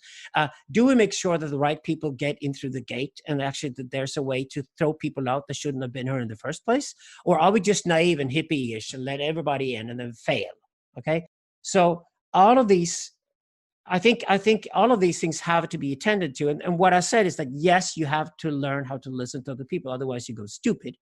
Actually, not only that, you have to learn how to people who disagree with you, which we call antagony. Beautiful word. Because otherwise, you end up in an echo chamber. And we'll learn what that is the last 10 years. You become stupid. But we also know that they're very hard to resolve unless there's a certain artfulness in interaction and capacity to be able to take another perspective. That can only really come if there's a capacity to regulate oneself. And so there's this dynamic interaction between capacity to listen and capacity to regulate oneself. So this, I think, is where the feminine comes in. Dynamic between the feminine and the masculine there that you're exactly. No, I don't even think it's that. I don't think that's feminine, or that's just passive or open aggression you're talking about in the case it goes wrong. No, I think this is, if you look back at the last 30 years and look at forums that have existed for 30 years, and I'm a member of a couple of those myself, they were all well moderated. They had a set of rules you need to follow, like Burning Man, and they were moderated. Somebody kept check of who walked in, who walked out, and how things were conducted. And so you got a code of conduct within that environment. It's quite easy, actually. It's just that you need it. You can't just, say, oh, we started this thing and anybody wants to can join, because that's exactly totally what agree happens with you. Facebook forums that fail. Yeah. No, I So totally we agree know with you. that. We know that. We have that experience after 30 years. Again, role modeling. Look at anybody who successfully moderated the forum for 30 years and learn from them. Well, so a forum obviously it's is true that there's a kind well, of a solipsistic aspect to this, like circling thing, where people get together and they circle around their emotions over and over and over again, and there's no real content there often. It's just, and people have all these emotional openings and experiences, and then after that, it's like, what have we really learned here? So there, I don't know. There has to be, I think, there has to be some logos, if that's the correct word, into the mix. I agree. It's a dynamic interaction. I mean, so yeah, like, okay, so let me put a few perspectives on the table. Then I'm really interested to see how you guys connect these ideas. So the first one, something that you discuss in your book as well, Alexander, in referencing Ian McGilchrist, although you don't reference him to sort of support that exactly. The medical research shows that the left hemisphere is for this and the right hemisphere is for this, but as metaphors. So it's kind of interesting. I wrote my really terrible quality master's dissertation. I called it part making, whole making, and process. And for me, I wrote it. Don't be so depressively degrading. You wrote a great thesis. No, it was shit. And I'll tell you why. It was shit because so I went to University of Bristol for the masters, which is a philosophy of one of the top philosophy of science universities, and that wouldn't have been my choice. I made it for personal reasons at the time. It was just economically viable. It's where my girlfriend at the time was going, and it was whatever. So. But that's not my temperament as a philosopher. Although I'm interested in analytic clarity and I do my best, I'm more of the, continental kind of persuasion. But even putting that aside, I'm interested in a kind of more, I'm interested in philosophy as life, and philosophy not only in phenomenology, text, but right? I was interested in phenomenology, but look, I was very interested in psychedelics. And the recognition that the patterns that were important to discuss were things that were to be essentially enacted in the world, and that I couldn't cram them. Not only that, but I couldn't cram them into the kind of formulaic way that. So I failed essays because I wasn't presenting them in a way that people wanted to see essays presented. So as a compromise, I had to present things in a way which took away a lot of the creative enjoyment for me. And so it's on that basis that I say it was a shit essay. And also because well, for other things too. But anyway, part making, whole making, and process. The idea, broadly speaking, of we have this analytical style. So Bertrand Russell spoke about the mystical impulse and the scientific impulse. It's something like this. It's something that's interested in seeing things and how they fit together once you've already taken a gestalt and want to sort of dissect it to see if there's consistency. And then there's the capacity to actually integrate and open up and to have a different kind of vision. To feel one's connectedness to things and to sort of intuit patterns and how things fit together. And I think as cognitive styles, we can tend towards one or the other. And Alexander, you speak about philosophy as being something which toes the line between both of these, and that's a smaller percentage of the population. And so, broadly speaking, and this is not exactly precise language, but I kind of like it. I think about it in terms of thinking and feeling. Now, it's not just thinking of you have to be charitable with me with these terms. The way we use now, the vocabulary used and provoked for Varkivit is that I basically said that we're going to talk about narratives. There are fundamentally three different narratives, and our hemispheres make two of them. One is called logos, the other is called pathos. And logos is your thinking, and pathos is your feeling. And the mythos, the story we tell about ourselves, is the attempt to unify the two. That's why the mythos is tied to the sense of self. So I use logos, pathos, and mythos in a very simplified way, actually, to describe these things, exactly what you're talking about. Mm-hmm. Okay. So broadly, we have these different cognitive styles. Some people might tend towards one more than the other, and maybe society even preferences them for various reasons. I mean, you might look at autism and various things, and the kind of engineering impulse in one way, or the artistic impulse in the other. People can kind of grasp onto these things with. The question is, okay, how do these dynamics, as well as a number of other ways that we can tend as archetypal dispositions, how can we include what would be a fuller spectrum of cognitive style and expressive capacity, whether in whatever artistic form, but also perceptual capacity, how to relate these things together in a kind of group dynamic? And there's one more perspective I want to put to you here, and I think you'll enjoy riffing with it. And that's, you speak about, obviously, so you're a Nietzschean, but also someone who will say, actually, I want to do a patricide on Nietzsche, and part of which is beautifully provocative. Okay, is lovely, and you're serious about it in an important regard. And I'm not looking to speak to the fullness of why you're serious about that, but one of the reasons is that you recognize the importance that the overman of the future, so to say, is not a man, is not one person, certainly not a man, but actually a group of people, a collective that recognizes nevertheless the adultification, this individual sovereignty, but the individual kind of dynamics of inner development, but also the interrelationship. So it's a relational philosophy again. And so it's okay. My proposition would be then it's that it's actually understanding and innovating in this new medium, sourcing what our archetypal dispositions are through the course of evolution, and understanding how they're playing in the new medium. But what's the right relationship of interaction people talk about collective intelligence, but here I think intelligence depends what I mean by intelligence, but let's just go with it. What the right interrelationship of these component parts or individuals are, so as to be maximally innovative and actually do this thing of enacting the realization of this shared mythos, which then becomes the thing that is mimicked. And in this way, I see a capacity for spreading on a much wider scale. Anyway, so that's as an initial proposition, something like this. Oh yeah, I get it. We're talking about an intelligent group of people that you love to belong to. It's a nice way of putting it. In men's work, we call it the gangs. It's like learning how to behave together with 4 other guys your own age.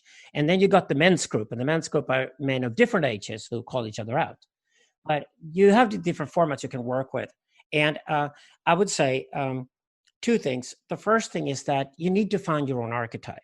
And your own archetype usually has 2 levels. That's why we have majors and minors when we go to college. So your first primary archetype is the thing you do with ease without even paying attention to it, but the other people admiring you. And people often mistake this. They often think that they have to work hard to get to their archetype. I said, no, your primary archetype is probably something you just have a lust for naturally. It's just something you're good at. It's like, cooking, walking the dog or whatever. It doesn't have to be that advanced, but something that other people see you doing and they say, wow, he's on fire when he does that and he does it really well. So the primary archetype is, don't go too far to find it. Find it very close-knit to yourself. Sometimes you inherit it from your father or your mother, sometimes you don't. But it's an archetype. And if it's not from one of your parents, go find a mentor who has it. Find an older person, preferably your own gender, not necessarily, who has that archetype and has developed it fully, who can then teach you and lead you how you develop it. Then you got a secondary archetype too, which we should point out. The secondary archetype is, this is something you're good at if somebody has to be. So say somebody's looking for somebody with specific primary archetype and nobody shows up. Then you say, okay, I'm not an expert at it, but I worked on it and I got a certain talent for it, so I can take on that responsibility temporarily. And that's when you get challenged to really grow, when you go into a secondary archetype. Developing these two archetypes before you're 25 years old, and you're lucky. That's a really good starting life. That's what education should give you. That is what your surroundings, your family should give you. That is certainly what your best friends and your social milieu should give you before you're 25 years old. If you have those, then you next discover that your archetype, because you're younger, your archetype is the archetype of energy. Younger, not a wisdom yet. Because the archetype of wisdom is the one you get when you've done it for years. You do it with one hand. And yeah, it's the easiest thing in the world because I've done it so many times before. And you can actually become a teacher of it. You can become a role model of it because you can be that when you're older and you have the wisdom of that archetype. But when you're younger, you have no idea how fun it is to be a mentor. It's wonderful to be older and to be a teacher and to be good at something at least and be able to teach it and pass it on to somebody younger and see how they try to do it and put tons of energy into it. And they do it more energetically and even more creatively than you do as the wise man, because they are having to do it in a novel way. They just don't do it the same way all over. This is the love between generations I'm looking for in spiritual work. Now, if you then put that into the group context, it could certainly work. But what's important here is to not go into a group of people where people are just sort of lazily and almost in an infantile way join the group to avoid hard work. Spirituality is always hard work. Otherwise, it isn't spirituality. So if somebody says that, oh, we're just going to get some people together and you're going to sit here in a circle and here's a little crystal or something you can hold in your hand and pass on to the next guy. You talk about your feelings all the time. Then you got to remember that before you do spiritual work, there's a very simple principle. And that is, spiritual work always comes in 3 steps. You can ask any shaman in Peru, and you and I are into psychedelics, Tim, and I guess Andrew is too, to a certain extent. At least you and I are. Okay, you go and see the shamans. You work with them for a month. You really are the young guy, because these shamans are old and they know shit. So they're wise and they adopt you, and you're happy to be the young archetype, energetic version, right? You learn from them. You try to figure out what they do. And you also try to figure out, how could I possibly take this with me back to Europe and implement it in the West, right? But you learn from them. The first thing you learn from shamans is this: everything is done in 3 steps. Number 1 is intention. Number 2 is the ceremony. And number 3 is the integration. And this goes for group exercises too, even more so. That's why I tell people, if people call you and want you to join this spiritual group of some kind of going to get together, ask them what the intention is. And then go to yourself and be tough on yourself and look at your own intentions at the moment. And if your intentions, where you're at in your spiritual work with yourself and your own meditation, contemplation practice has nothing to do with what they're up to, then tell them so and say, thank you for the invite. Good luck with everything. I'm in a different place right now because I can't see how my intention right now rhymes with your intention. But if I'm wrong about your intention, please let me know. So sit down with people and ask them what the intention is.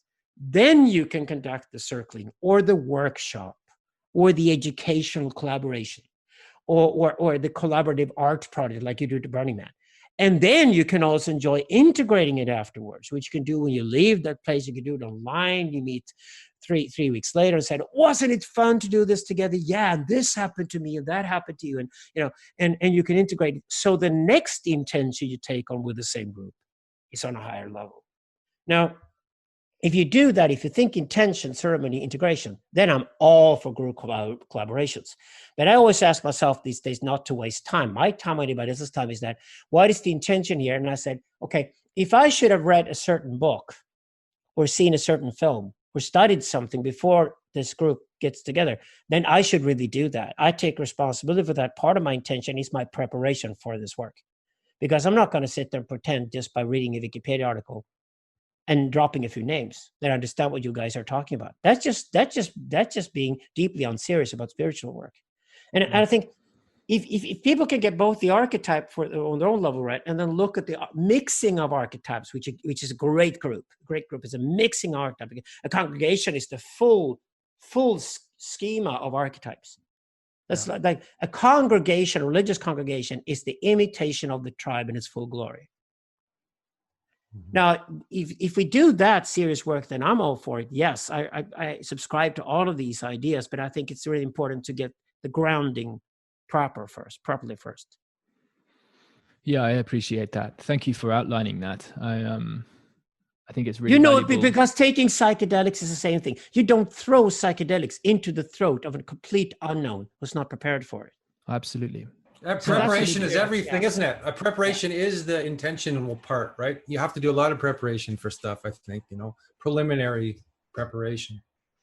I take this very seriously, but just to recall something we said at the beginning of this conversation, something you outlined in your early introduction, Alexander, was that, well, we are in the midst of a paradigm shift, and there is much of the wisdom that got us here which must be recalibrated and sort of taken forward, and we can still be informed by deep history. I'm totally with you. I think it's deeply important, and it's one of the reasons I love your work and appreciate the podcast and all the rest of it.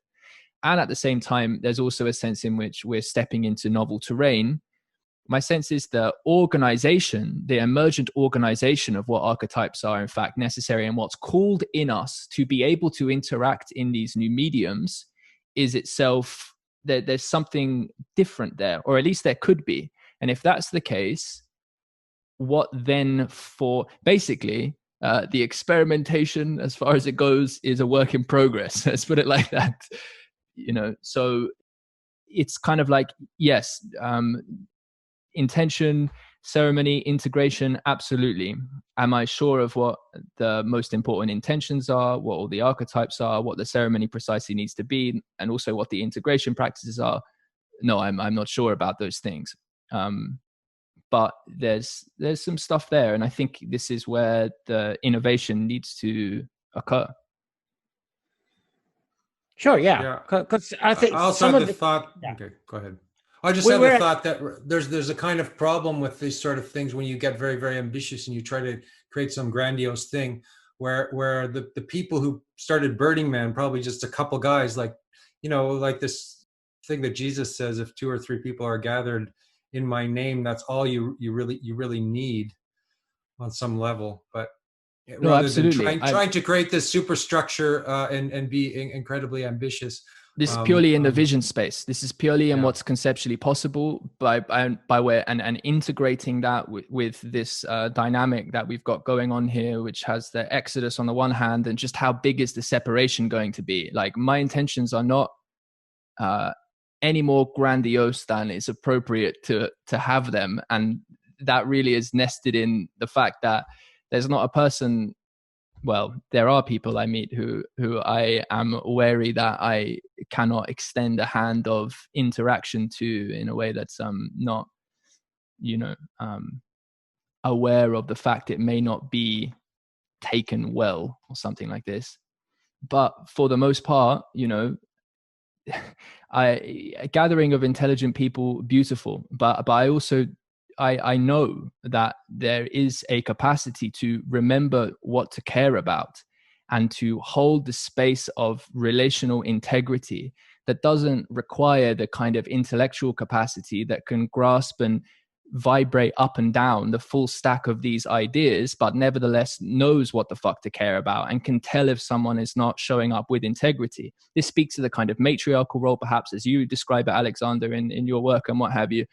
But broadly speaking, this, like, I don't, beautiful things are possible when speaking with someone who has the appropriate open stance, where they're willing to stand in their own truth and be and confrontational even if necessary, but who can then ultimately as well surrender when it's appropriate for them to accept the kind of flow of another. And whether they have much to add, it's like, man, we're creatures with a lineage of billions of fucking years. The pattern recognition and the intuitive capacity for just helping spark something is beautiful. So in my opinion, if there is the capacity to listen deeply and well, and to make one's presence felt in a situation, then there's something to add to that collective dynamic.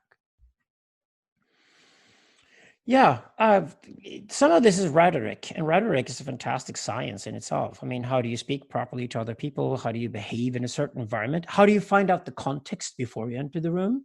Yeah, exactly. No, I call that the sacred art of invitation making, actually. Yeah, no, and we live in a very heated environment at the moment. But on the other hand, I'm one of those who, you know, I can behave in a very hot way on Twitter because I think the medium itself is that medium. Okay. But I certainly wouldn't behave the same way if I go to a dinner party. So I think I'm trying to experiment just like everybody else is, and I take responsibility for the things I do, and I listen to constructive criticism at all times and do all those things. I think of it as contextuality. And contextuality now means that we are so many new media, so many new environments, so many new interfaces like this one. We're on Zoom. We're doing a 3Zoom, a format that was only invented a few months ago. And we're experimenting with it as we go along. Which we invented, by the way. No. Yeah. At least the word 3Zoom, kidding, yeah, I think kidding, so. Yeah, but it's widespread now. 3Zooms and 4Zooms. Okay, so, but that's a new interface. It will require new rhetoric eventually. I just think it's all again about a question of timing. So when do you jump to the rhetoric?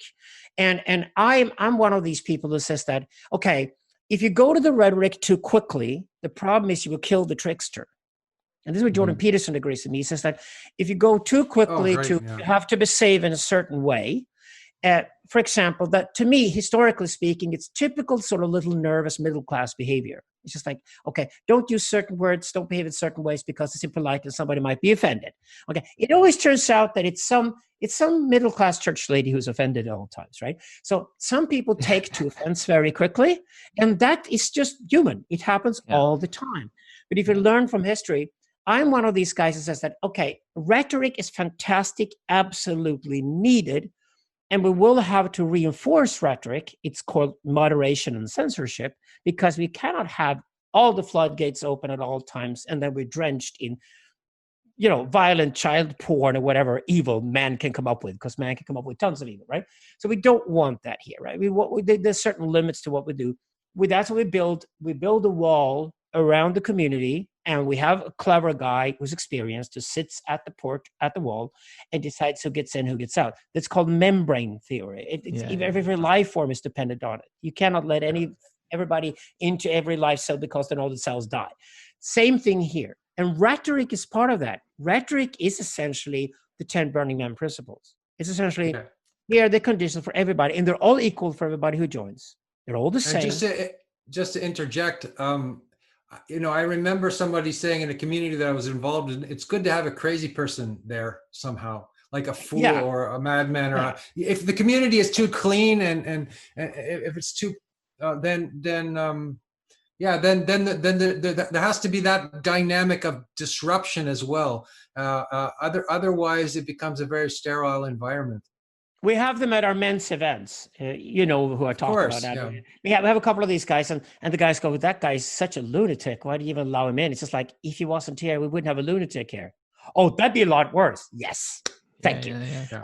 Thank you for appreciating the joker or the trickster role. So this is what I'm concerned with, is that if we let certain middle-class behaviors that we're comfortable with dictate our social environments, then working class people will be excluded. People with different backgrounds will be excluded because they won't feel at all they're part of it, and we will not be inclusive. So to be inclusive is that as long as we allow the trickster in the room to behave like an asshole at times and be, you know, and he, after all, tricksters do not take responsibility for what they do. They're the only archetype that is relieved of responsibility for their own actions. The rest of us have to, but the trickster is not. Okay. If the trickster is allowed to be in the room, I'm comfortable that anybody can feel welcome if they walk into the room, as long as they speak the same language. That is, to me, the lowest level of rhetoric I will have to accept, and especially in experimental environments. So we foster people during the intention process and the preparation process. This is going to be a tough ride. Not tough in the sense that you'll be, intensely challenged. You'll be welcome to stay. Hang on in there. But there will be people around who will start doing and saying things you never thought you'd ever have to hear. Okay. But just allow that to happen, let it pass on. And it's not your responsibility to carry it, because we have moderators who do. So rather look at the moderators and how they work. And if they do their job well, you've got perfect role models for you to one day become a moderator and make an even better environment. And that's when rhetoric comes into the picture. Not too early, but at the stage when you want to lift the whole level. And again, it's part of the intentional process. If part of the integration was it was a good weekend we shared together, but hey, it was meaner and crueler and nastier than it would have to be. A lot of that was just completely unnecessary. Then it becomes part of the next intentional process to include more rhetoric in the mix. Mm-hmm. Yeah, and also I find when the atmosphere is there's something, especially in Anglo-Saxon culture, there's this pathology of nice, being there's kind of like I especially find it in the British people. They're very nice and sweet and diplomatic with you, and they want everything to be, but there's a knife that you get in the back afterwards, right? There are hidden knives in an atmosphere that's too Andrew and I bitch about this when we talk about England. Yeah, we bitch about it. we talk about England, but I think it's very Anglo-Saxon. I think like I see it in my own culture. I think the rough guys went to the colonies and therefore much rougher. So. Exactly. That's us here right now. The ones who escaped the polite society. It's like the South African peasants. The South African peasants I remember when I grew up, at least. There's no way they could survive an Essex wife's dinner in London. It's just like they'd be way too rough for that environment. But it's just that's cultural difference. Yeah. Yeah. So. Yeah. No, this is beautiful. I just want to check in. How long do we have? We're speaking for 2 hours. We got a little bit longer. How are we feeling? Yeah, we could sort of start rounding it off, but it's been wonderful. Yeah. It's been wonderful. I love this conversation. Yeah. Really good. I'm okay. Really good. You guys like. Yeah, I so moving to Australia at 11, you can imagine, like I sounded, I wasn't Eton posh, I didn't have the royal aristocracy posh accent, but I had the kind of private school London boys accent.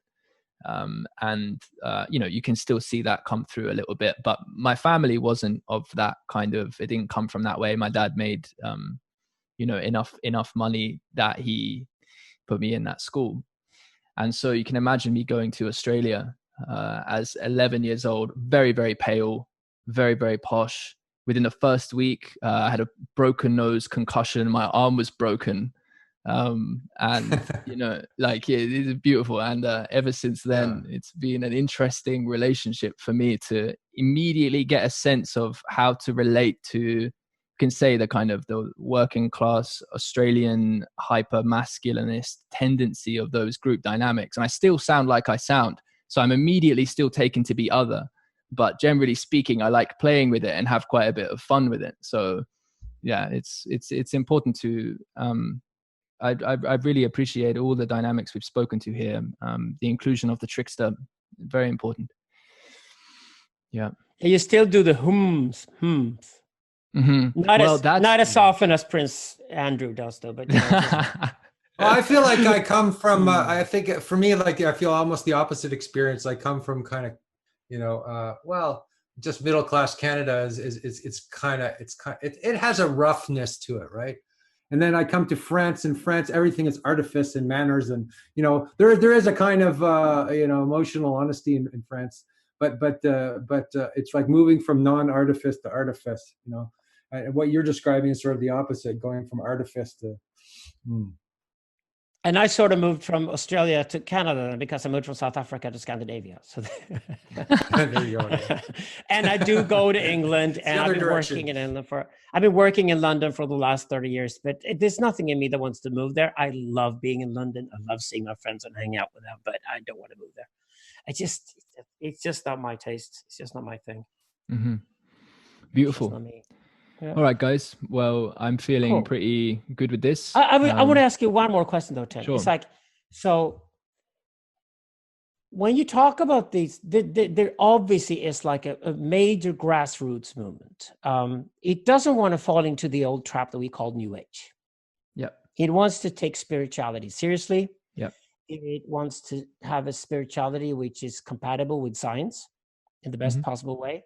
It wants a spirituality that is interested in all spiritual traditions, doesn't turn its back on Christianity or Judaism or Islam or anything. It just researches them all. And it's sort of very welcoming in that sense. And it's digitally savvy. And I think it's happening already in the UK, the US, certainly here in Scandinavia.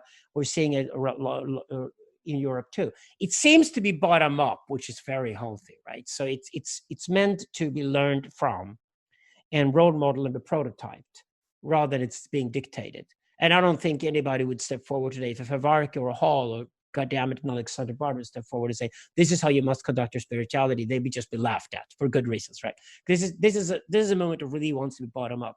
But where do you see it going over the next 5 to 10 years? Where do you see you have the growth aches and pain aches, and where does it come through very quickly right now? Oof.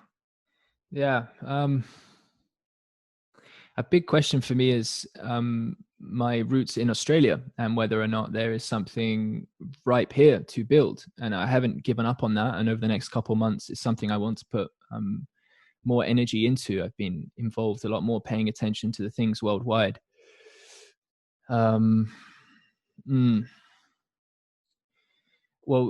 speaking to the Australian context, what I see is that this is broader as well. There's this relationship between spirituality and entrepreneurs, where there's a sort of interaction between spirituality and the market that I am skeptical of. I don't think it is this grassroots that you're actually speaking to. I'm particularly interested in coming into more clarity about the relationship between spirituality and the commons and spirituality and the market. And the kind of sustainability that I see will come from real relationships based in an understanding of a sort of in touchness with fellowship, friendship. There's nature-based shamanism, that's for sure. There's a big movement towards connecting with nature in Australia, which is very interesting. And there's there's the psychedelic stuff as well. The psychedelic stuff can have a lot of the new age lack of rigor in it, and too much of a focus sometimes on purely the therapy. So there's that I'm looking for more integration with a kind of more,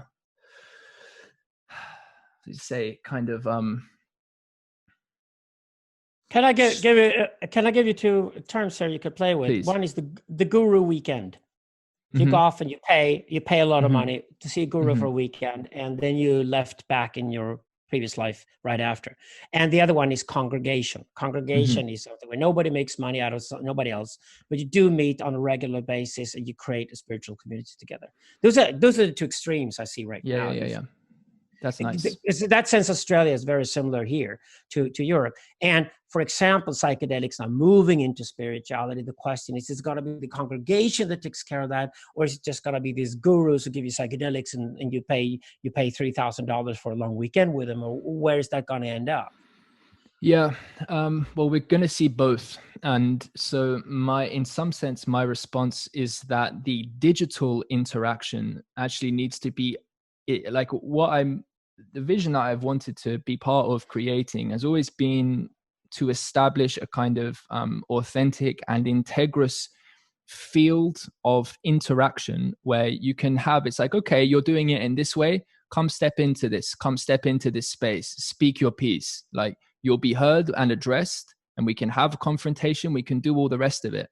The answer is I kind of don't know. My personal interest is in the congregation style. I'm skeptical of gurus in general. I think as a philosophical point, I've spent quite a lot of time listening to and like contemplating someone like Adi Dar, for instance.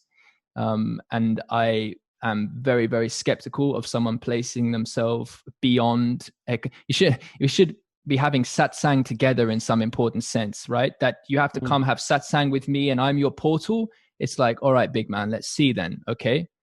I don't know. So I'm more on the side of the congregation, to be honest with you. we had that problem here in Europe this year, and there were so many of the older men who got so tired in men's work of just doing it for free, and they're professionally trained therapists and things like that. So we decided to split the movement, but make it very clear that we call it the Manifesto Network, which is a network of men who do men's events around Europe. And it works wonderfully. It's flat in structure, decentralized, work for 4 years. Nobody gets paid. But then we also started the Manifesto Core this year, which is essentially an agency for appointed, formal advisors and therapists and things who do men's work but do professionally. And they will charge a sum for doing the work they do because they're replacing other therapists and professional work and things like that. I think it has to be this sort of division between the two. That's why I love the Burning Man movement, because eventually at the end of the day, you had to employ a few people at Burning Man headquarters in San Francisco to keep the whole machine together. You got to have some people in there who work full time. Like you got to have a priest or a pastor in your congregation. You got to pay somebody to do the work. You don't pay them a lot, but you pay them so they can do it professionally, right? But the rest of the work is all supporting one another in your spare time outside of work. And that's exactly why it goes so deeply spiritual. And I think to define the congregation versus the commercial activities, I think the problem with New Age was that it ended up as nothing but these guru weekends. Mm-hmm. It was just a marketplace where it's like, buy this crystal here and buy this stuff here and go to see this guru here. And you have to pay a lot for it to have somebody take you through a portal or whatever.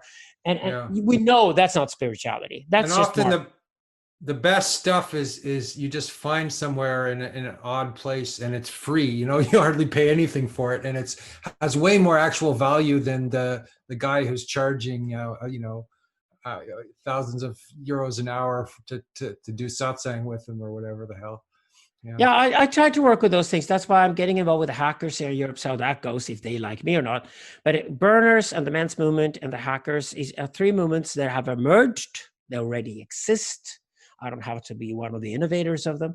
They already exist. They fascinate me. They're flat in structure, and they work towards a common shared goal, which is way bigger than any personal goal could ever be. Like fixing the men so the women have some men to marry, like men's movement. Burners, it's just like exploring the possibility of creating temporary communist utopias and go into that experience as a full-on spiritual exercise where everybody else is there, needs it as much as you do, and everybody else is there without getting paid for it. That's a deeply spiritual experience. And the same thing with the hackers, because today, if you look at the world politically, fighting communist China's dictatorship is probably the coolest thing you can do. You can't be anything cooler than a Taiwanese hacker who tries to get through Chinese censorship. And I think hackers, again, they're doing this in their spare time. They're doing it for the love of it. They're doing it because it is a good thing to do, right? And that's what spirituality is. That's what the word amateur means. It means in Italian, it means to do what you love, or it's like to love what you do. So it's like an amateur activity where you're motivated. You have a pure motivation, right? You don't have a mixed motivation. You're not trying to seduce or, somebody. Do you mean that I have to stop calling myself an amateur faggot now? Yeah, there you go. You're a professional faggot. I like it. No. So, amateur, yeah. So maybe amateur means to love. It means to love. Amateur. Love what you do. Yeah. That's interesting. So maybe just a nod to a future conversation might be to discuss I'm very interested in your thoughts about hierarchy. You mentioned flat structure. I can't speak to this stuff with articulate language, but in an image, the image in my mind is not a flat structure, but something like a wave, right? That can come together and have discernible teacherly authority or individuals who can disseminate wisdom. And of course, this is something I know you agree with. It flows into the rest of our conversation. You've got the people who have the knowledge, they've got the skills, like you have your particular archetypes. So how can we lead and follow? It's like a dance, hey, where one leads at one time, one follows at another. And how can we have the capacity to discern when to, embody which role? And it doesn't look like a flat thing. It looks like a wave to me. It looks like something dynamic. Yeah, we could call it micro-hierarchies if you prefer that word. I'm not scared of the word hierarchy to begin with. It's a great word. It's just like patriarchy is a great word. You just have matriarchy next to it, for God's sake. It's matriarchy that was lacking. It wasn't patriarchy, it was too much of. So take back these words and redefine them. I use the word God in my work. I just put God into the future. If God doesn't exist yet, then he could certainly, or she, or whatever, could exist in the future. So let's take back these words and use them again. And for example, I used during a conversation, I talked about wisdom and energy and the relationship between the older and the older mentor and the young mentee. So in the mentorship relationship, of course, there are two hierarchies. One hierarchy is the hierarchy of wisdom. The older mentor is supposed to know more within that archetype and therefore teach and lead the younger person. But the younger person has a hierarchy of energy. So what you contribute to any environment you're in, you're at the top of that hierarchy. So if you cook the food in a group of people, you're at the top of the food hierarchy because you're responsible for the kitchen, you cook the food. That's hierarchy. That's what hierarchy is. Hierarchy is the way an emergent collective quickly organizes itself into different archetypes. So it's a natural, it's a natural process. It's a natural hierarchy. Yeah, it will happen quite quickly. And what I mean with flat, it's that the sums overall are flat in the sense that nobody has an officially dominant position where they can say yes or no to everybody else. So what you do, for example, if you run a large flat network of 500 men in Europe who all work with men's events and men's work, and that's a lot of very, bullheaded men there. The way you do it, that's you basically appoint a few guys to be moderators of the group and place them on a slightly higher level because they actually have an authority that other guys don't have. But you're aware of that. And that's all you need to do to keep the rest of the hierarchy as flat as you can, because you think that organization works best when it's decentralized. And it very often turns out to be the case when you're going to compare cultures and compare examples and compare role modeling. That's when it's great to have a decentralized network. But when you're just going to implement an order, so we're going to have to build this building now, you don't want to have people sitting around forever circling, talk about their feelings. No, you want them to get up, each take their responsibility for the thing they've been appointed to do, and then go off and do it so the building gets built. That's different. That's a different type of hierarchy.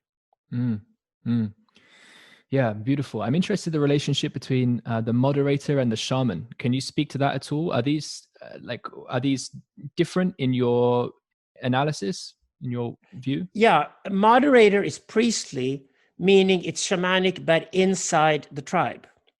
Okay. Shamans prefer to be outside everything. You find them living in the forest cooking witches' brews most of the time. They take tons of drugs, and they often die young, and they experiment with themselves and their surroundings in the most hideous ways, and that's exactly why they're shamanoids, as we call them. Shamanoid is actually the psychological term for shamanic people. So we expect about 4% of the population to have strong characteristics that are called shamanoid.